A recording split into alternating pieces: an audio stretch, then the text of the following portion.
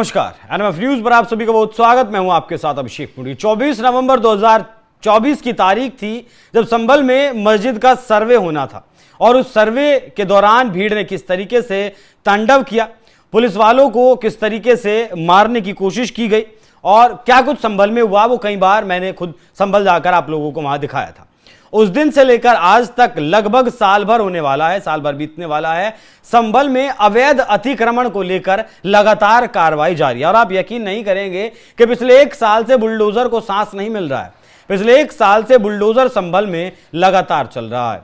ताजा मामला एक बार फिर से सामने आया जब एक मैरिज हॉल, एक मस्जिद और इस मैरिज हॉल जो था उसे मदरसे के रूप में भी इस्तेमाल किया जाता था और मदरसे के साथ साथ मैरिज हॉल के रूप में भी इस्तेमाल किया जाता था। ये तालाब की ज़मीन पर बना मिला, नगर निगम की ज़मीन पर बना मिला। जैसे ही उसके ऊपर कार्रवाई सुनिश्चित की गई प्रशासन के द्वारा, नोटिस भेजा गया, लगभग 1 महीने का वक्त दिया गया कि यह अतिक्रमण आपने सरकारी ज़मीन पर किया हुआ है, इसे आप ढहा दीजिए।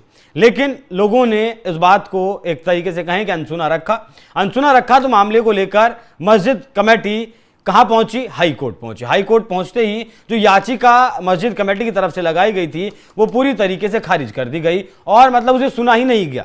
कह दिया गया कि आप जिला अदालत जा सकते हैं अगर आपको इसमें कोई आपत्ति है। लेकिन जो बुलडोजर एक्शन योगी सरकार का चल रहा है संभल में, उसे पर एक तरीके से मोहर हाई कोर्ट ने लगा दी है। असल में तालाब और सरकारी जमीन पर जो मस्जिद बनी थी उसके ध्वस्तीकरण को लेकर इलाहाबाद हाईकोर्ट में याचिका दायर की गई। हाईकोर्ट ने मस्जिद पक्ष की याचिका खारिज कर दी और उन्हें ट्रायल कोर्ट में जाने की का निर्देश दिया। हाईकोर्ट में जस्टिस दिनेश पाठक की सिंगल बेंच ने सुबह 10 बजे याचिका की सुनवाई की और मस्जिद कमेटी की तरफ से जो वकील पेश हुए थे उन्होंने अपना पक्ष रखा। राज्य सरकार की तरफ से chief standing council JN Maurya और स्टैंडिंग काउंसिल आशीष मोहन श्रीवास्तव ने इस मामले में बहस की।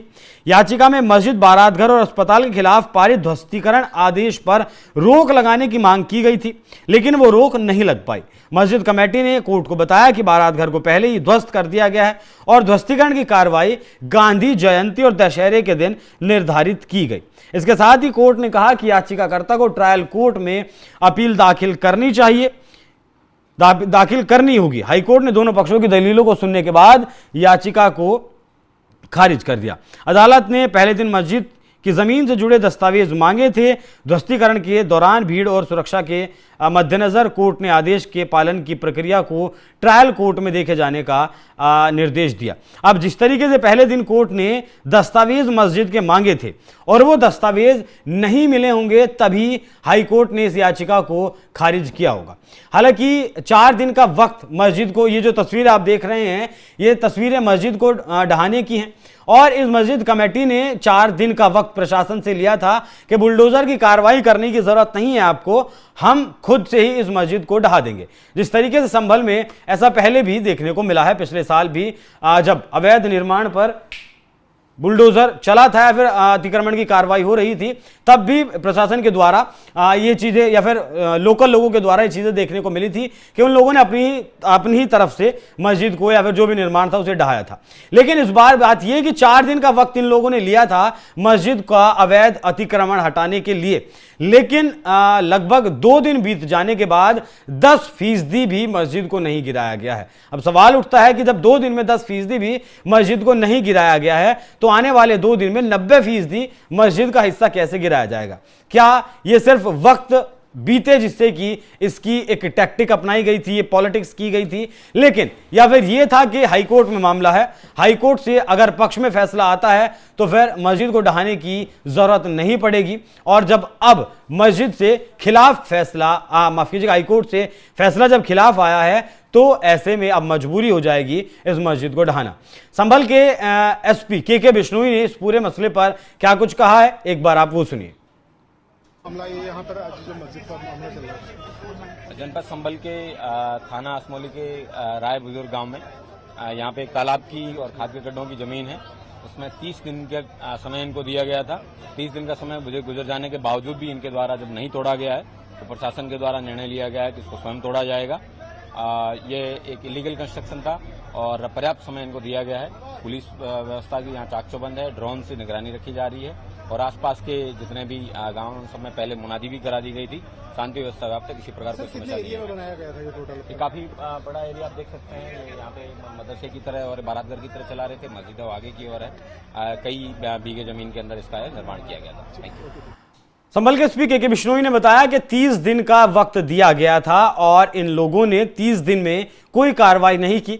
ये जो अवैध अतिक्रमण था वो नहीं ढहाया गया। ये वो जनता मैरिज हॉल है जिस पर बुलडोजर चला, मस्जिद की तस्वीर आपने देखी। और इस तरीके से संभल फिलहाल क्या कहें कि 24 नवंबर 2024 के बाद से ही लगातार छावनी बना हुआ है। जिन 24 नवंबर 2024 के बाद जिन लोगों ने पत्थर चलाए थे, जो पत्थर चलाए थे उनके लिए उन्हीं पत्थरों से उन्हीं इलाकों में पुलिस के द्वारा पुलिस चौकियों का निर्माण करवा दिया गया है। वो पुलिस चौकियां भी हमने खुद संभल जाकर आपको दिखाई थी। लेकिन बड़ा सवाल ये भी उठता है कि आज प्रशासन जिस तरीके से अवैध अतिक्रमण पर कार्रवाई कर रहा है और पिछले 1 साल से ये कार्रवाई बदस्तूर जारी है, अभी भी संभल से अवैध अतिक्रमण पूरी तरीके से हटने का नाम नहीं ले रहा है। तो इससे अंदाजा लगाया जा सकता है कि पिछले सरकारें किस तरीके से यहां समर्थन किया करती थी, या फिर नेता जो जिस तरीके से वर्ग परिवार लंबे वक्त से वहां शासन करता है और वर्ग परिवार के ऊपर भी खुद बिजली चोरी का और बिना नक्शे के मकान बनाने का मामला दर्ज है, उसमें भी वर्ग परिवार के खिलाफ ही, या फिर कहें कि जो सांसद हैं संभल के जियाउर रहमान वर्ग, उनके खिलाफ ही फैसला आएगा, क्योंकि उस मामले की जांच भी पूरी हो चुकी है।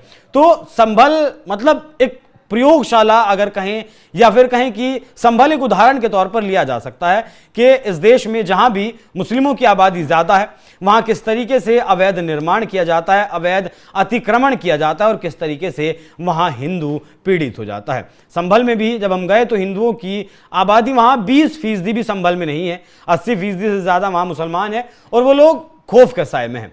जो मस्जिद है, जिस मस्जिद का सर्वे होना था, उस मस्जिद के सामने वाले हिस्से में वहाँ हिंदू रहते हैं और वो बेहद ही डर के माहौल में रहते हैं। उन्होंने मुझे खुद बताया कि यहाँ एक कुआं हुआ करता था और अब से 15-20 साल पहले तक भी वो वहाँ उस कुएं का पूजन किया करते थे। लेकिन उसके बाद लगातार कट्टरपंथी ताकतें, चरमपंथी ताकतें मजबूत होती गई, उन्हें राजनीतिक संरक्षण मिलता गया और वहाँ से हिंदुओं का पलायन, वहाँ से हिंदुओं के रीति रिवाजों का जो है लगभग खत्म होना शुरू हो गया था।